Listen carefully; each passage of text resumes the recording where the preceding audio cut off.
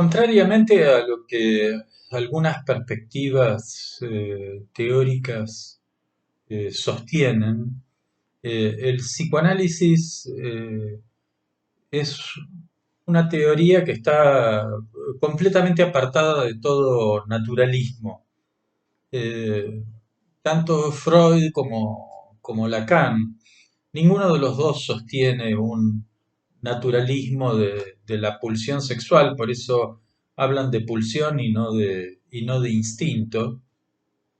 Parten de la idea de la falta de objeto, podríamos decir en Freud, eh, hay una falta de objeto, o esto es lo que Lacan llama no hay relación sexual, que no quiere decir que la gente no tenga relaciones sexuales, por supuesto, sino que quiere decir que no hay un objeto determinado, ni una forma determinada, una práctica determinada o un objeto determinado, predeterminado, universal, natural, común a todos, cómo de cómo satisfacer la pulsión sexual. Digamos que no hay un partener determinado, sino que el partener que no existe, el partener que no hay un vacío ahí, se parte de una falta de objeto, es algo que debe ser encontrado por el sujeto o, si se quiere, inventado. Podríamos discutir estas cuestiones, pero en todo caso el partener es algo que se construye. En eso podríamos decir que estamos de acuerdo con las perspectivas de género que algunos representantes de ellas, con cierta ignorancia perfecta del psicoanálisis, eh, le atribuyen un naturalismo al psicoanálisis, una heteronormatividad y otras sonceras por el estilo. Eh, en eso estaríamos de acuerdo en cuanto a que el partener es algo que se construye. En lo que no estamos de acuerdo es que el partener se construya por la vía de la educación o por la vía psicosocioeducativa, ¿no? La perspectiva psicoanalítica no es una perspectiva psicosocioeducativa. Tampoco es una perspectiva biologicista y naturalista. Lo que pasa es que esta gente solo puede entender, y es entendible que no entiendan, ¿no? Porque el sentido común diría que o las cosas son producto de la educación o que las cosas son producto de la naturaleza. Pero Lacan decía que el gran secreto del psicoanálisis es que no hay psicogénesis, que para el psicoanálisis lo determinante no es ni una cosa ni la otra. No es en este momento el video para transmitir ese mensaje, qué significa eso, simplemente para decir que Lacan distingue dos modos preferenciales frecuentes que uno encuentra en la clínica, lo cual no quiere decir que sean los únicos. Dos modos de constitución del objeto del deseo. Hay dos lógicas por las cuales se constituye el objeto del deseo.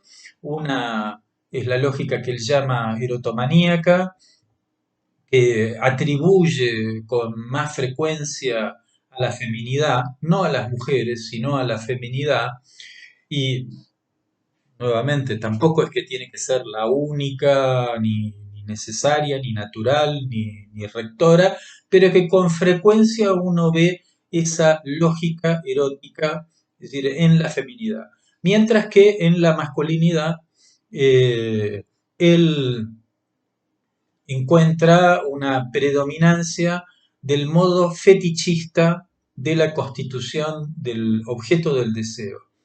Eh, es interesante que hay un término que está tomado del campo de la psicosis y hay otro término que está tomado del campo de las perversiones. Sin embargo, acá Lacan no está hablando ni de psicosis ni de perversión, y que es decir, el modo fetichista de constitución del objeto, del deseo, que es predominante, es decir, en la masculinidad, no en los hombres, en la masculinidad, Eh, y sin decir qué es la masculinidad, si es que no sabemos lo que es eso, pero lo que sí uno verifica como analista en la clínica, que en muchos hombres, lo cual no quiere decir que sea propio de todos los hombres, pero que en muchos hombres se da esto que Lacan llama modo fetichista de constitución del objeto del deseo. Es a esto a lo que yo me quiero abocar hoy a través de un poema en prosa de Pablo Neruda, que está en su libro Residencia en la Tierra, donde posiblemente hay cierta influencia. Ustedes saben que Neruda fue diplomático en su juventud y en algún momento estuvo destacado en diversos países exóticos muy alejados. Entonces aquí La Noche del Soldado es la de alguien que es un soldado o podría ser un diplomático que está destacado en algún lugar muy lejano, es decir, muy exótico, donde las mujeres, bien, tienen otros atavíos que en la sociedad occidental. Entonces hay un pequeño párrafo que me gustaría leerles para ilustrar esto que se llama el modo fetichista de constitución del objeto del deseo. Dice así: entonces, de cuando en cuando, visito muchachas de ojos y caderas jóvenes, seres en cuyo peinado brilla una flor amarilla como el relámpago.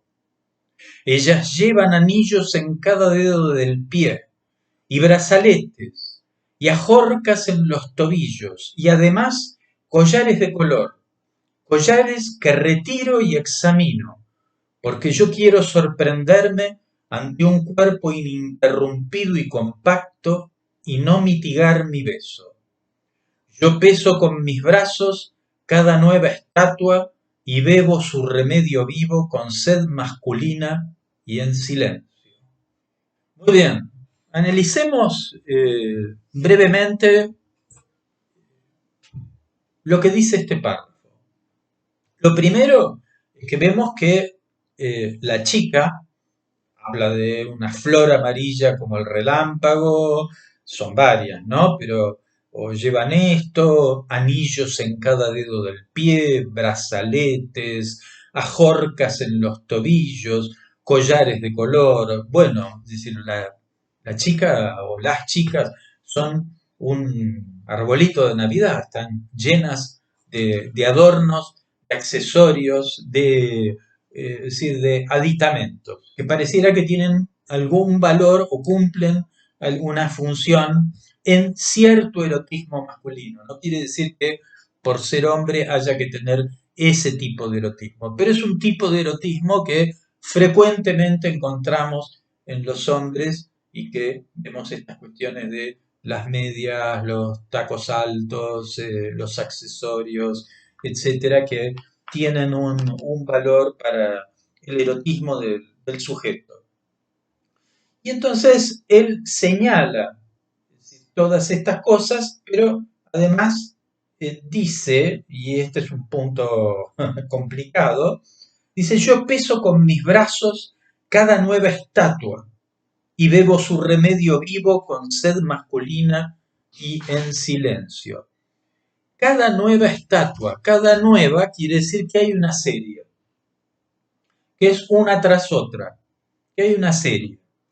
Y esto es propio, era algo que decía Jung, eh, que es propio de la perversión, o mejor dicho, Jung decía, es propio de la antigüedad clásica, rendir culto a la tendencia, no al objeto. El cristianismo rendía culto al objeto, a Cristo, a una figura, a una persona, mientras que la antigüedad rendía culto a la tendencia, a la fertilidad. Es decir, por ejemplo, bien, acá el sujeto rinde culto a la tendencia erótica y no a un nombre, porque el amor empieza con un nombre, no hay una identificada, distinta. Es decir, de la serie. No nos está hablando, es decir, de una mujer en particular, es decir, con nombre concreto,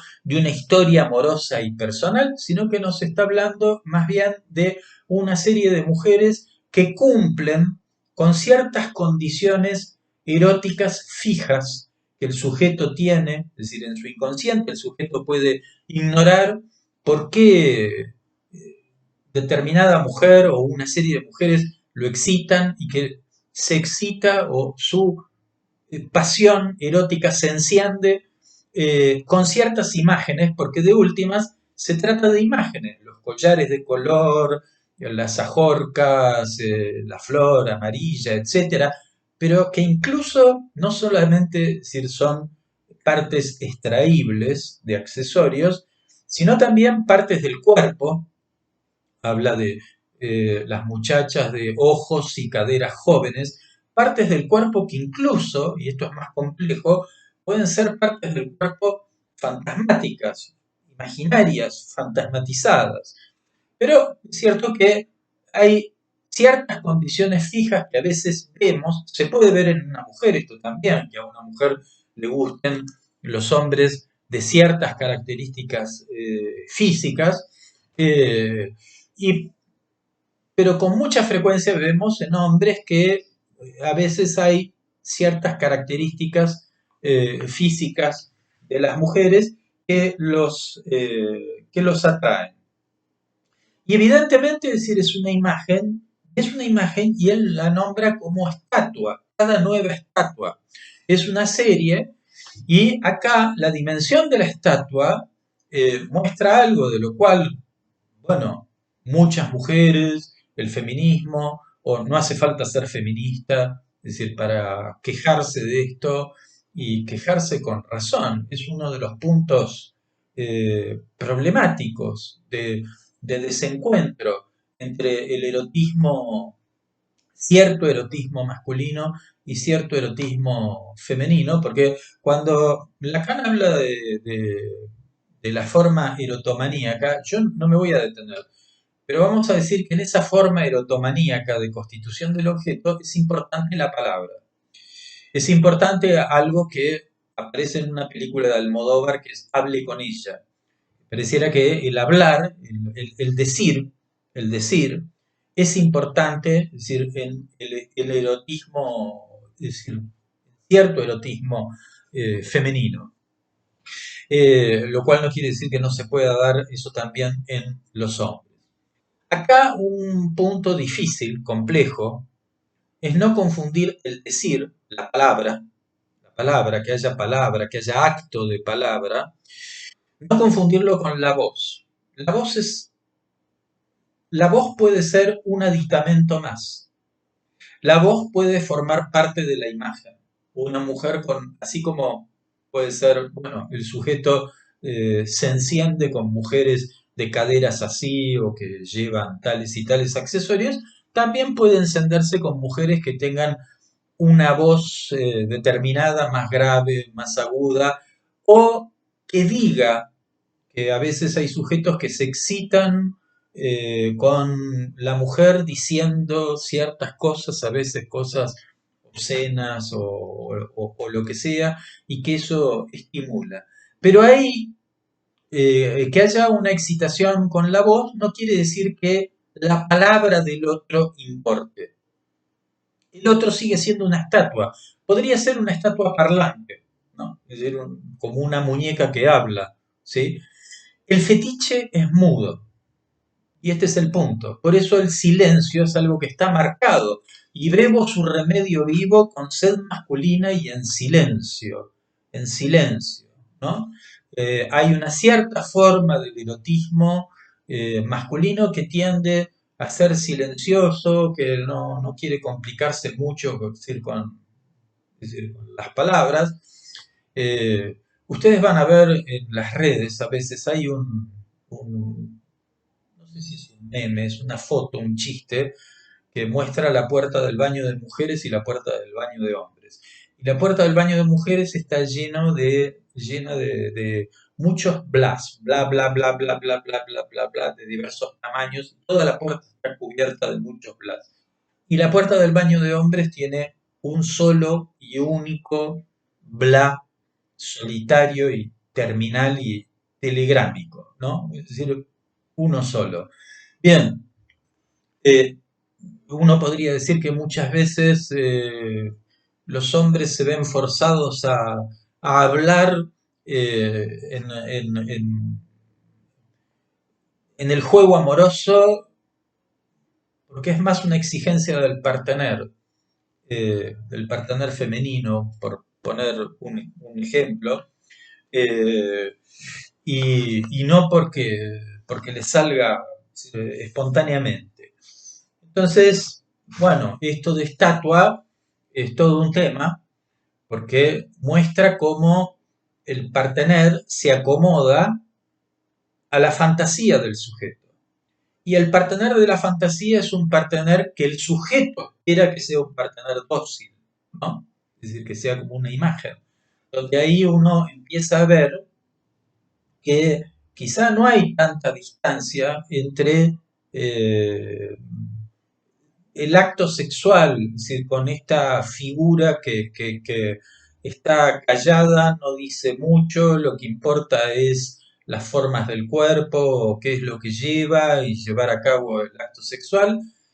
No hay mucha diferencia entre eso y un fantasma masturbatorio, ¿no? Eh, bien, el partener de la fantasía es un partener dócil, no porque la mujer sea dócil, sino que el sujeto espera que sea dócil, espera que sea una imagen y que se acomode y se adapte, es decir, a esa imagen. Hay que ver, ya es cuestión de cada mujer, si la mujer se acomoda o no a eso, si se acomoda transitoriamente, es decir, a eso, pero no dispuesta a renunciar a sus iniciativas, sus intereses, etcétera, o si se acomoda demasiado, que eso en general, es decir, termina mal. En esta forma de erotismo, el sujeto querría una relación sin complicaciones, ¿no? Sin complicaciones, sin mucha conversación, sin mucho conflicto, sin un partener que de repente lo sorprenda, ¿no? Y uno puede decir, bueno, qué aburrido esto, y en cierto sentido sí, qué aburrido, pero también la ventaja entre comillas, una ventaja que se paga cara, tarde o temprano, es que el sujeto evita la angustia de encontrarse con lo otro, con lo diferente, es decir, con algo que sea distinto de lo que su plan o su fantasma establecido tiene marcado. Ahora fíjense cómo él dice, y bebo su remedio vivo con sed masculina y en silencio, ¿no? Es decir, con sed masculina y en silencio. Bien, lo del silencio ya lo dijimos. El remedio vivo, ese remedio vivo es lo que Lacan llama goce fálico, que es una noción compleja que no me voy a detener ahora en, en examinarla, pero es un remedio que hace crecer la sed en lugar de saciarla. La puede saciar durante un rato, pero la hace crecer, es decir, nuevamente, como dice un poema de Quevedo, el amor es una enfermedad que crece si es curada. Acá no estamos hablando tanto del amor, estamos hablando más del deseo erótico, sensual, eh, quizás sin una dimensión personal de enganche amoroso con el otro, eh, pero este remedio vivo suele ser peor que es decir, que la enfermedad, es decir, porque la hace crecer, lleva a la reiteración, por eso la serie lleva a la reiteración.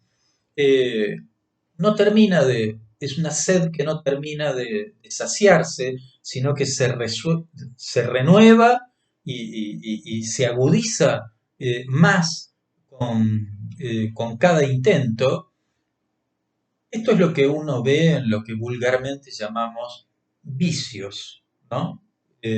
cuando uno empieza a comer cositas saladas de repente o muy dulces y que uno empieza a comer compulsivamente y y no puede parar. Hay algo de esta lógica compulsiva del goce que se juega aquí.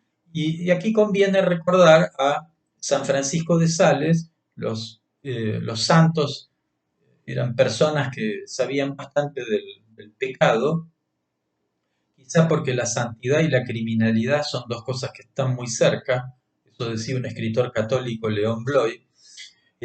San Francisco de Sales decía, el pecado más fácil de evitar es el primero, es el más fácil de evitar, porque una vez que uno prueba el primero, sea el que sea, una vez que uno prueba, es decir, eso que impacta, bien, se hace muy difícil detenerse, se hace muy difícil parar.